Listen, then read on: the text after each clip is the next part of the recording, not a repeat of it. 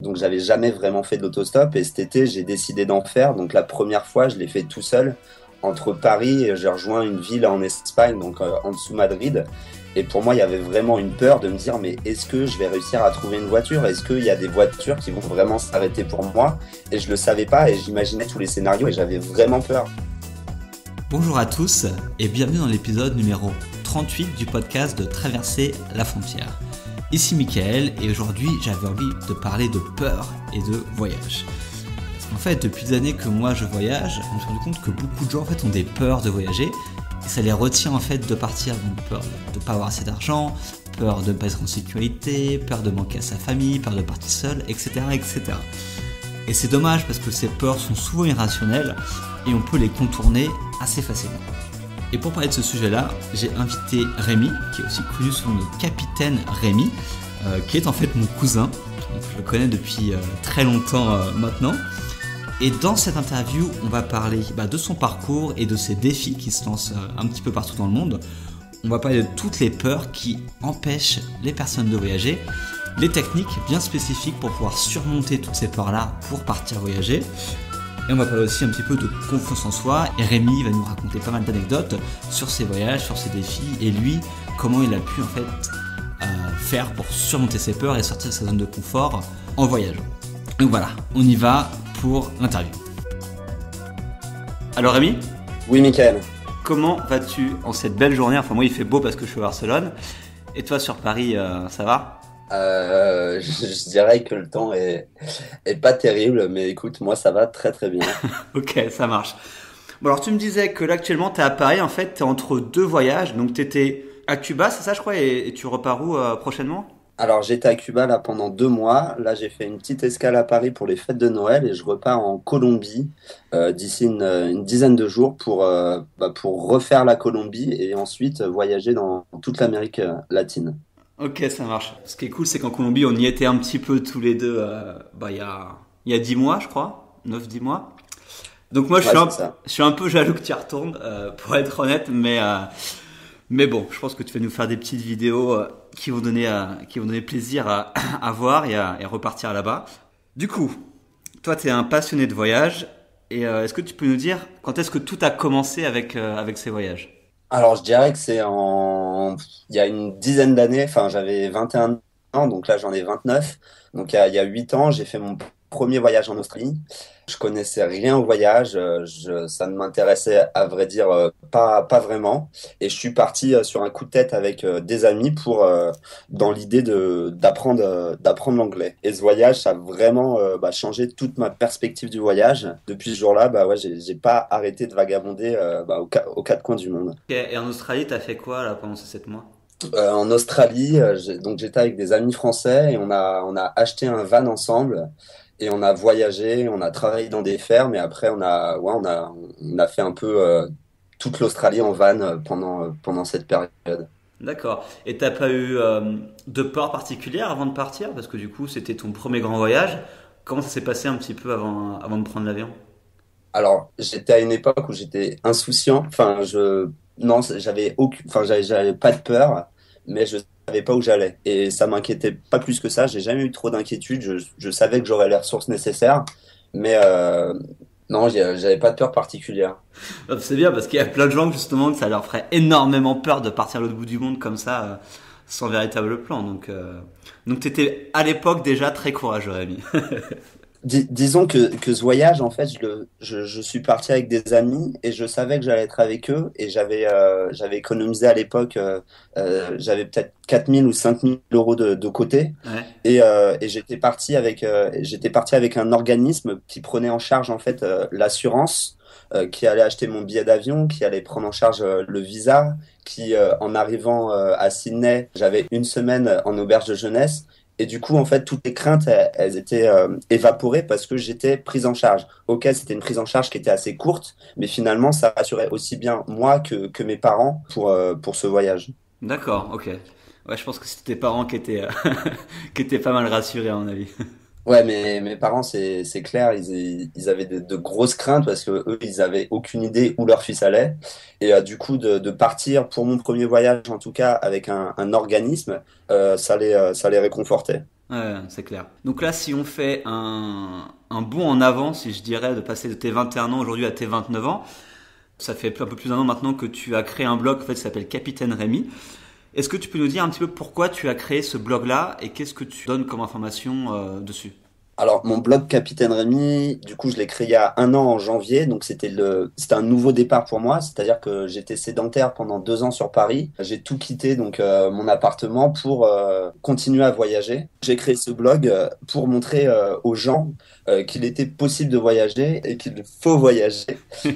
Non, avec ce blog Capitaine Rémi, l'idée c'est de montrer que tout est possible et du coup je me lance des défis aux quatre coins du monde. Donc ça va être des défis vraiment qui vont toucher à tout et n'importe quoi. En exemple, en Colombie, j'ai appris à danser la salsa et j'ai fait un show sur scène. Là, en juin de cette année, j'ai fait une traversée de l'Atlantique alors que je n'y connaissais absolument rien. J'ai fait de l'autostop. Enfin, à chaque fois, j'essaye de me lancer des défis pour sortir de ma zone de confort. Ouais. Et avec ce site-là, en fait, je veux montrer aux gens, regardez, c'est possible de le faire. Je l'ai fait alors que j'y connaissais absolument rien. Je me suis juste lancé et j'y suis parvenu. T'as combien de défis là depuis le début? Je dois être à une quinzaine de défis, sachant qu'il y a des défis qui vont durer. Enfin, je prends l'exemple de la traversée de l'Atlantique. Ça a pris un mois à réaliser cette traversée.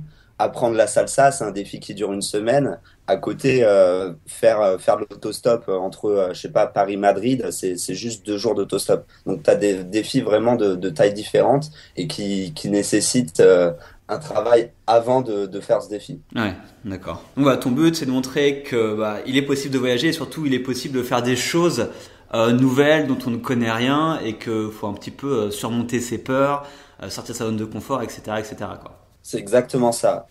Et moi, lancer des défis, enfin me lancer des défis, c'est aussi m'obliger à les réaliser. Parce qu'en fait, c'est un peu tous ces défis que je me lance, c'est un peu des rêves que j'ai. Et du coup, le fait de lancer de défis, de dire aux gens, regardez, je vais le faire, d'avoir cette plateforme, moi, ça m'aide à me lancer également. Ouais.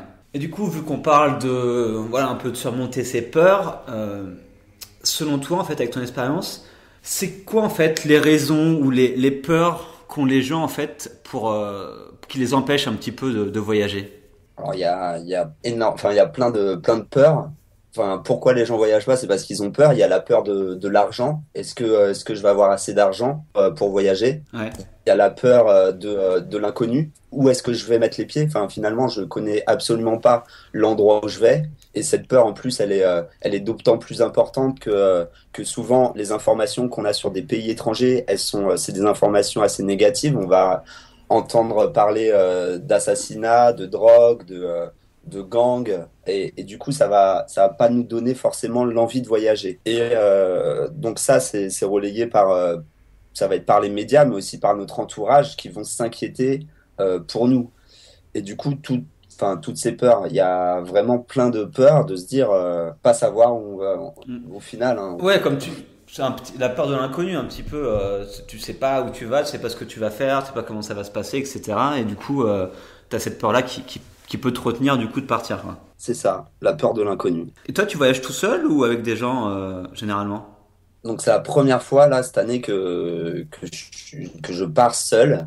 Dans le passé, donc je suis parti avec des amis. J'ai voyagé aussi en couple où j'ai fait un demi-tour du monde. Ouais. Et là, c'était vraiment cette année. Moi aussi, c'était un défi personnel de me dire est-ce que je peux voyager tout seul et est-ce que je vais aimer ça?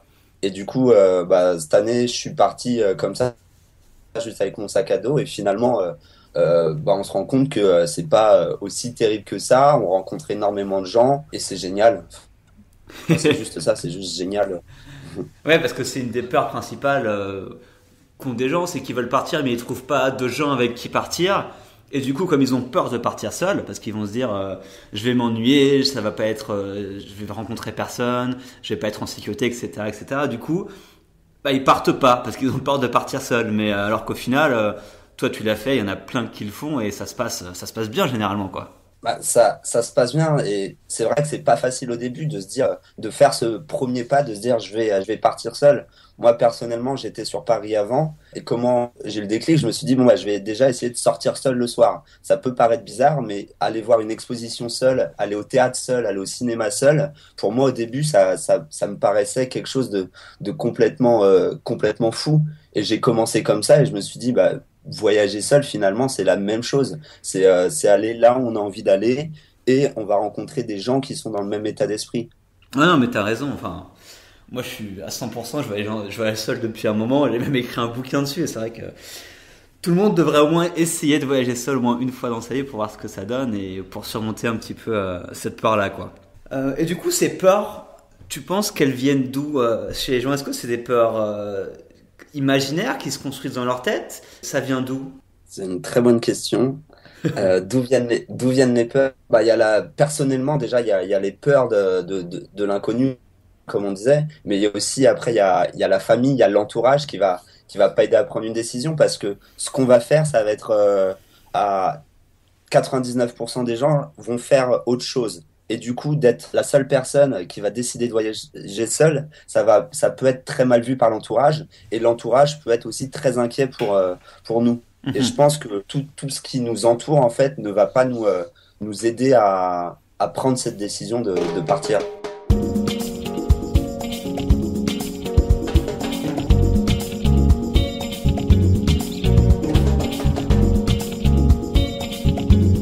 Et comment tu ferais, du coup, parce que dans ton entourage, si tu as des gens qui disent « Oh, j'aimerais bien voyager, j'aimerais bien faire ce que tu fais, Rémi », mais ils vont te dire « Ok, j'ai peur de plus avoir d'argent, j'ai peur de partir seul, j'ai peur de plus avoir de boulot quand je reviens, enfin, etc., etc. » Quel conseil, en fait, tu donnerais à ces personnes, justement, pour essayer de surmonter ces peurs?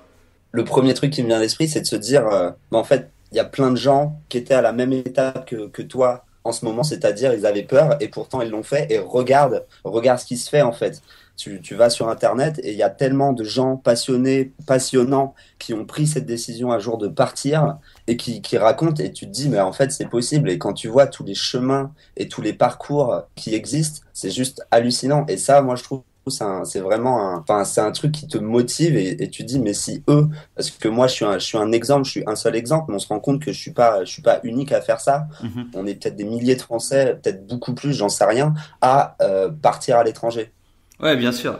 Et je pense que c'est là d'où l'intérêt d'avoir un blog pour montrer ça et d'avoir aussi des milliers d'autres blogs de voyage qui existent parce qu'il y a vraiment beaucoup de gens qui partent, de regarder des vidéos, de lire des articles. Et effectivement, il y a plein de gens qui l'ont fait avant nous, qui ont fait des choses encore même plus compliquées que juste aller partir un mois ou faire un tour du monde. Et là, t'as raison. Je pense que juste de regarder les exemples de gens qui l'ont fait, ça peut permettre de déclencher un petit peu le cerveau et se dire, ok, je peux le faire moi aussi, quoi.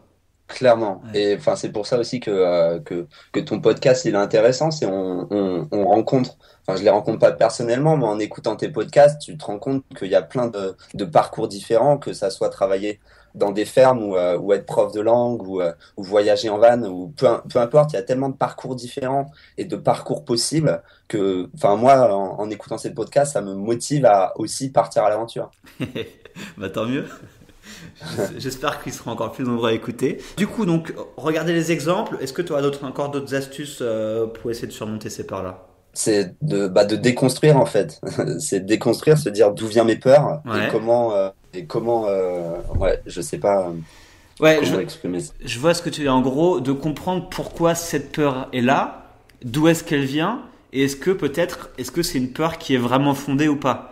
Exactement. C'est-à-dire, si on t'a dit, effectivement, si ta mère t'a dit qu'aller en Colombie, c'est dangereux, donc toi tu l'as cru parce que c'est ta mère, mais du coup, t'as peur d'aller en Colombie. Et ce qu'il faudrait peut-être faire, c'est, ok, ma mère m'a dit ça, mais est-ce que c'est vraiment vrai ou pas, quoi, et de comprendre vraiment la situation sur place.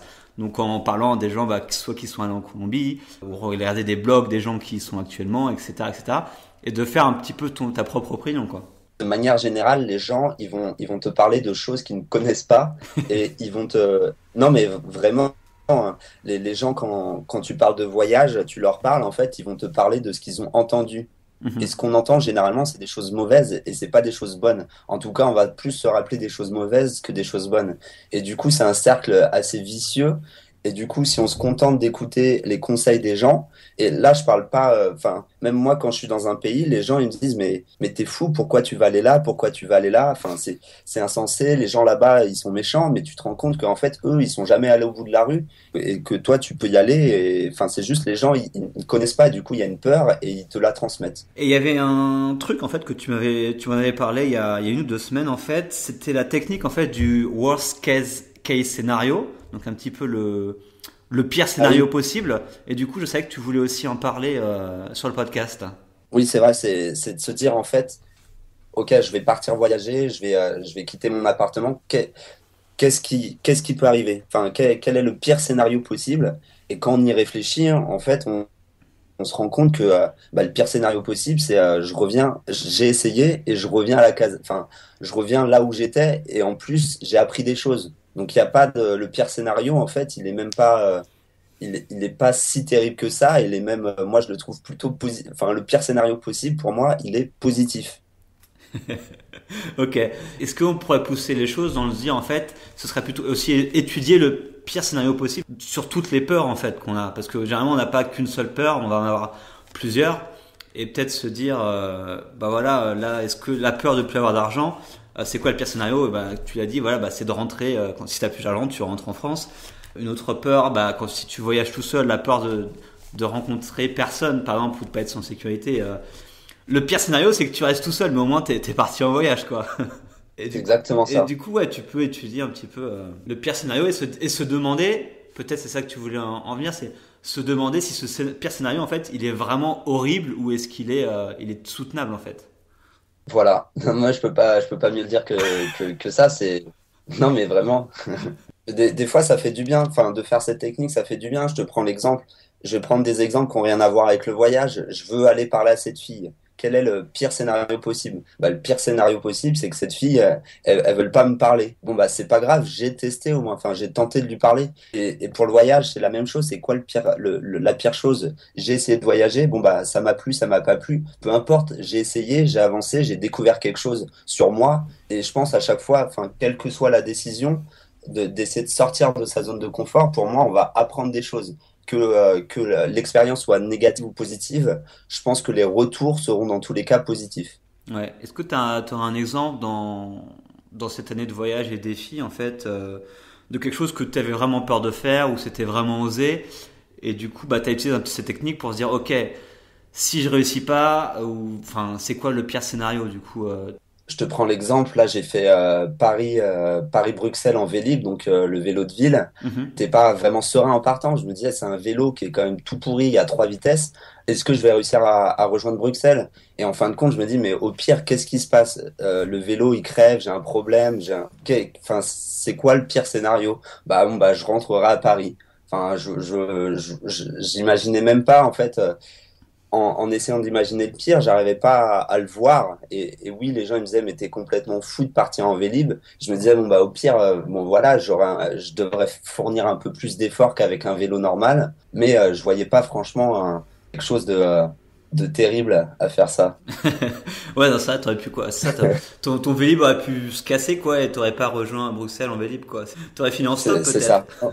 Ouais, voilà, j'aurais fini en stop. Voilà, un autre exemple qui est, je pense, qui est meilleur, c'est l'exemple l'autostop. Donc, j'avais jamais vraiment fait de l'autostop et cet été, j'ai décidé d'en faire. Donc, la première fois, je l'ai fait tout seul entre Paris et j'ai rejoint une ville en Espagne, donc en dessous Madrid. Et pour moi, il y avait vraiment une peur de me dire, mais est-ce que je vais réussir à trouver une voiture? Est-ce qu'il y a des voitures qui vont vraiment s'arrêter pour moi? Et je le savais pas et j'imaginais tous les scénarios et j'avais vraiment peur. Et il y a que quand je me suis retrouvé sur cette aire d'autoroute à devoir parler aux gens où je me suis dit, mais c'est en fait, c'est maintenant ou jamais. Et de toute façon, il y a plus qu'à, je suis là, j'avais peur. Et en fait, tu te rends compte que bah, il suffit d'y aller et de faire ce pas. Et du coup, tout s'est bien passé. Tout s'est absolument bien passé. Tu te rends compte que les gens sont formidables. Non,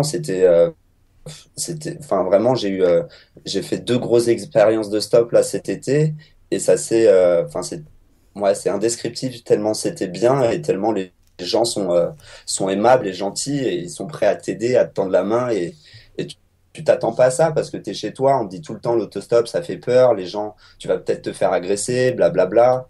Enfin, etc. Et en fin de compte, bah non, il y a des gens qui s'arrêtent, il y a des gens qui sont sympas, il y a des gens qui vont même t'emmener plus loin, il y a des gens qui vont te faire découvrir des choses, qui vont te proposer, qui vont te... Enfin, vraiment, il y a un échange qui se crée quand tu fais de l'autostop. Et non, j'ai adoré faire l'autostop alors que je n'y connaissais absolument rien. Ouais. Attends, je crois que c'est ce que tu m'avais dit. t'avais perdu ton téléphone portable en Espagne et t'as le mec Ouais. qui allait te le ramener dans ton village. Enfin, c'était quoi exactement?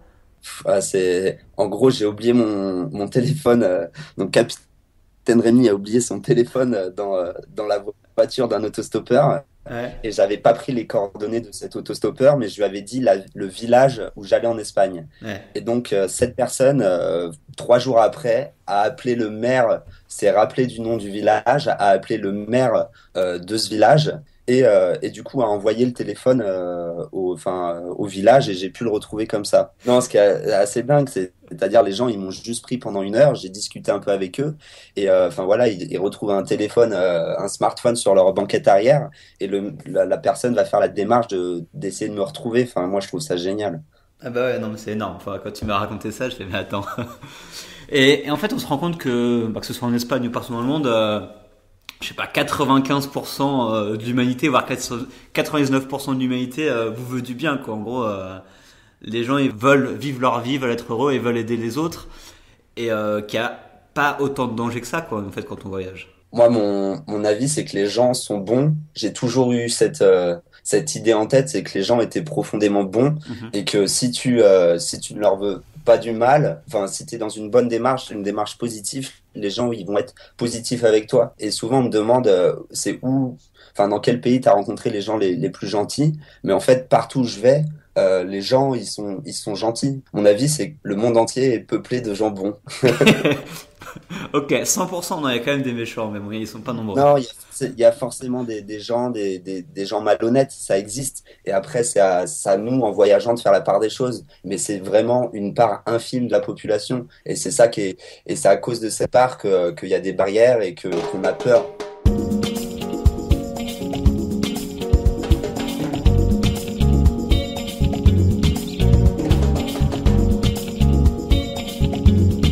Je sais en fait que souvent aussi les peurs viennent aussi d'un problème de confiance en soi parfois. C'est-à-dire que bah, pour repousser nos limites, pour faire ce que tu as fait par exemple, d'aller apprendre de la salsa, de traverser l'Atlantique, de faire du stop, il faut quand même du courage. Et le courage, c'est de la confiance en soi en gros. Est-ce que tu aurais peut-être un ou deux conseils justement pour essayer d'avoir plus d'énergie, plus de confiance en soi en fait, pour enfin franchir le pas après? Alors, ça peut être un cercle vertueux ou un cercle vicieux. C'est, en gros, quand on n'a pas confiance en soi, on va rentrer dans une dynamique qui est négative. On va se donner aucun courage, en fait, pour faire des choses. Et enfin, je dis pas qu'il suffit, mais en commençant à avoir confiance en soi, en faisant un premier pas, en avançant, on se rend compte, en faisant des choses, en fait, on se rend compte que c'est possible de faire des choses. Moi, j'ai la chance de très tôt de me rendre compte que je pouvais faire les choses, et j'avoue, moi, n'avoir aucune crainte je sais que même s'il arrive quelque chose de négatif, je sais que je vais pouvoir rebondir. J'essaye vraiment de transmettre ça aux gens, c'est-à-dire, c'est le pire scénario, c'est quoi? Et dans tous les cas, tu vas réussir à rebondir, parce que plus fort qu'on ne le croit, on s'adapte à vraiment à toutes les situations. Il faut juste faut essayer d'être dans une dynamique positive. Ouais. Et comme je l'ai dit dans une vidéo récente, en fait, vraiment le plus important, et là tu l'as répété encore, et je pense que c'est pas anodin, il faut faire ce premier pas, en fait, même si c'est un tout petit pas, il faut le faire et en fait, enclencher la dynamique positive. Ça, voyager, par exemple, comme je dis souvent, avant de voyager à l'autre bout du monde, vous pouvez juste commencer par aller faire un week-end à Bruxelles, à Londres ou à Barcelone, quoi. C'est quelque chose qui va vous coûter très peu d'argent. Enfin, en soi, ça coûte pas très cher de voyager dans ces villes-là. Et vous allez pouvoir voir si vous pouvez voyager déjà dans des pays limitrophes, si ça vous plaît. Et si ça vous plaît, je pense qu'il y a après de fortes chances que vous continuez à le faire et que vous ayez l'envie en fait d'aller plus loin et d'en faire plus. Et vous pouvez enclencher un petit peu cette dynamique positive en faisant ce tout premier pas, quoi. Voilà, je te prends l'exemple. Je demande pas, moi, aux gens du jour au lendemain de tout quitter et de partir à l'autre bout du monde pour une période de 5 ans et faire que de l'autostop. Je suis pas du tout dans cette démarche. Je dis juste aux gens, faites un premier pas. Vous avez un rêve, bah, essayez enfin, marcher dans la direction pour essayer d'atteindre ce rêve. Et même si vous avez peur, même si vous avez des craintes, ça ne coûte rien que de faire un premier pas. Et en plus de ça, avancer, avoir des succès ou des échecs, ça va permettre de renforcer votre confiance en vous. Ouais. Ah non, mais c'est clair. C'est clair, c'est clair. Et du coup, avec tous ces voyages, toutes ces expériences, Ce serait quoi les deux, trois leçons que tu as apprises et que durant ces voyages, des choses que tu as apprises sur toi? L'humilité, Ouais. ouais, c'est remettre les choses à sa place, c'est-à-dire, enfin, je pense à nos conditions de Français, d'Européens. On a de la chance de vivre, de vivre chichement. Et en voyageant, on se rend compte que tout le monde n'a pas cette chance-là de pouvoir voyager ou d'avoir de l'eau chaude ou d'avoir de l'eau courante ou de pouvoir manger à sa faim. Je prends peut-être des extrêmes, mais on se rend compte qu'il y a vraiment une différence de niveau de vie et que nous, en tant que Français, on est quand même privilégiés. Et moi, me rendre compte que j'ai des privilèges, ça me permet aussi de poser plein de questions sur le monde qui nous entoure et de me dire, ouais, finalement, on vit dans une sorte de bulle et c'est pour ça que j'aime voyager. Ça me fait sortir de ma bulle, ça me fait découvrir des choses et ça me remet un peu à ma place dans le monde. Ouais. Du coup, avant, tu voyageais de façon assez classique, et en fait, depuis un an, tu voyages en tant que capitaine Rémi. Et du coup, je voulais savoir un peu, est-ce que le fait de te lancer des défis, sortir de ta zone de confort, de repousser tes limites, et donc de voyager de cette façon-là, en fait, ça changeait beaucoup par rapport à ce que tu faisais avant? Alors, en gros, depuis que je voyage en tant que capitaine Rémi et que je me lance des défis, je trouve que je suis allé beaucoup plus loin et que j'ai vécu beaucoup plus d'expériences enrichissantes qu'avant. Avant, quand je voyageais, je me contentais d'aller dans une ville, d'aller dans un pays et de suivre ce qu'on m'indiquait d'aller voir. Oui, la différence, c'est qu'avant, j'allais voyager dans des lieux touristiques et à présent, oui, je vais peut-être aller dans des lieux touristiques, mais je vais aller à la rencontre des locaux, je vais essayer de vivre des expériences qui sont uniques et tout ça, ça va m'apporter beaucoup plus que juste de voir un paysage magnifique. Ouais. Et ce que tu me disais, là, t'étais à Cuba et en fait, bah, t'étais resté pas mal à La Havane et après, t'es parti en fait un peu plus dans des endroits beaucoup moins touristiques et tu m'as dit que c'était du coup plus sympa, enfin pas plus sympa, mais vraiment des expériences différentes que t'as vécues là-bas, non? C'est une expérience 10 000 fois plus enrichissante, c'est-à-dire que tu sors des sentiers battus et tu te retrouves vraiment qu'avec des Cubains. Il faut savoir que Cuba, c'est quand même très touristique. Tu es resté à La Havane, donc avec beaucoup de voyageurs. Et une fois que tu sors, que tu prends des bus où il y a que des Cubains, que tu es sur des routes avec des charrettes, que tu te retrouves dans des maisons et on sait pas pourquoi tu es là et les gens ils sont beaucoup plus curieux aussi envers toi parce qu'ils ont jamais vu de voyageurs et du coup le contact il est vraiment différent, il y a pas de notion d'argent, il y a vraiment qu'une notion d'échange, de se dire bah qu'est-ce que tu fous là toi le français en plein milieu de la pampa cubaine. Non mais ça vraiment ça marque et là là tu fais des vraies rencontres. Ah non, mais c'est marrant. Enfin, ça me rappelle des fois des trucs où quand j'étais aux Philippines, en Indonésie, en Colombie, effectivement, ils ont jamais vu de blancs les gens parfois. Enfin, de blancs d'Européens enfin. Et en Indonésie, les gens ils me regardaient, enfin, ils me fixaient avec leurs grands yeux et ils me disaient mais qu'est-ce que tu fous là? C'est toujours des moments marrants, je trouve. Ouais, ça m'est arrivé pareil en Indonésie, donc pareil, les gens, ils venaient nous prendre en photo parce qu'on était des blancs et ils savaient, enfin, ils en avaient jamais vu et pour eux, on était limite des stars d'être là et c'était assez marrant. Ouais. Et du coup, parce que t'as la peur de voyager tout court, mais après, effectivement, t'as cette peur-là, en fait, de sortir des sentiers battus, comme on dit. C'est-à-dire que, encore quand t'as un guide et que t'as des choses qui sont des chemins, on va dire, touristiques assez balisés, ça reste assez simple. Mais effectivement, après, sortir, on va dire, de tous ces guides et aller s'aventurer dans un endroit où les touristes ne vont pas, c'est plus compliqué. Mais toi, c'est quelque chose, du coup, que tu encourages les gens à faire, c'est ça? Alors, moi, ne pas savoir où je vais dormir ce soir, ne pas savoir comment je vais y aller, ne pas savoir plein de choses, maintenant, ça m'est complètement égal. Je sais que où que j'aille, je vais trouver quelque part où dormir. J'ai aucun doute là-dessus et je sais que la crainte des gens, c'est de se dire ah ben non, faut que je réserve avant d'y aller, parce que on sait pas, et il y a une crainte. Et moi, ce que je dis, c'est laissez pas un peu à l'inconnu et ça va vous ouvrir des portes et vous allez découvrir des choses. Et c'est pas difficile, enfin c'est un peu difficile au début, mais une fois qu'on y prend goût, franchement, c'est jouissif. Carrément. Ouais, carrément. Et ce qui était marrant, c'est qu'au début, effectivement, on disait que les gens avaient peur de l'inconnu. Et toi, c'est comme si en anglais, c'est embrace. Tu embrasses l'inconnu, en gros, en gros, tu n'as plus peur de l'inconnu, en fait, tu vas vers l'inconnu et c'est ce que tu recherches maintenant. C'est exactement ça. de pas savoir où je vais atterrir, qui je vais rencontrer. Enfin, je trouve ça excitant. Les gens, ils vont avoir peur, et ben moi, justement, ça va plus m'exciter de me dire, putain, je sais pas où je vais aller, je sais pas ce que je vais voir, je sais pas qui je vais rencontrer, je sais pas où je vais dormir, mais je sais que ça va arriver et que ça va se passer et ça va être génial. Ok, ça marche. Bon, moi, j'ai encore un petit peu de mal à faire comme toi, mais bon, je comprends l'excitation que tu ressens. Du coup, on va arriver à la fin de l'interview. Est-ce que tu aurais encore des choses à dire, des choses à ajouter, une expérience à partager sur un peu, voilà, cette thématique-là, bah, comment on fait un petit peu pour surmonter nos peurs pour voyager? Je vais dire, l'échec, en fait, ce serait de renoncer avant d'avoir essayé. Ça serait de se dire, je vais pas faire ce pas et je vais me dire, ok, j'ai trop peur et je me laisse, je me laisse, c'est ma peur qui me domine, en fait. Je me laisse dominer par ma peur.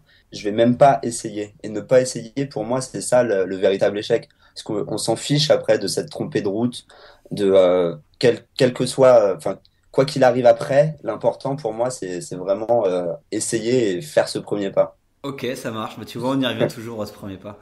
Ouais. Du coup, pour tous les gens qui veulent te suivre, qui veulent voir tes vidéos, lire tes articles, etc., comment ça se passe? Alors j'ai un site qui s'appelle Capitaine Rémi avec une page Facebook et donc je fais des vidéos assez régulièrement où tout simplement où je réalise ces petits défis. Ok, ça marche. Les prochains défis, le prochain pays, donc c'est la Colombie, c'est ça? T'as déjà des Euh, choses en prévision ou j'ai absolument rien de prévu. Non, le prochain pays, la Colombie, c'est tout ce que je peux dire. Donc ce sera la surprise sur la chaîne YouTube, quoi. C'est ça, exactement. D'accord. Bon, bah, on n'aura pas d'infos exclusives. Je suis désolé pour vous, ceux qui écoutaient. Je te remercie beaucoup pour ton temps et surtout tous tes conseils pour enfin surmonter ses peurs et partir voyager. Et puis je te souhaite un bon voyage en Colombie vu que tu pars dans quelques jours. Bah, merci à toi et j'espère avoir motivé les gens à franchir le pas. Voilà. Ça marche. À bientôt. Ouais, ciao, Mickaël. Ciao. Et voilà, l'interview avec Rémi maintenant terminée. J'espère que ça vous a plu et que ça va peut-être vous donner un bon coup de boost pour partir et peut-être que vous allez rationaliser un petit peu toutes ces peurs et les surmonter enfin. Merci beaucoup à Rémi d'avoir participé au podcast et de nous avoir donné un petit peu toutes ces astuces. Merci à vous de l'avoir écouté et sachez que si vous voulez retrouver les liens de l'épisode, donc les vidéos, le YouTube, le site internet de Rémi, etc., il suffit d'aller sur traverserlafrontière.com. Merci beaucoup à tous et on se retrouve très bientôt. Ciao.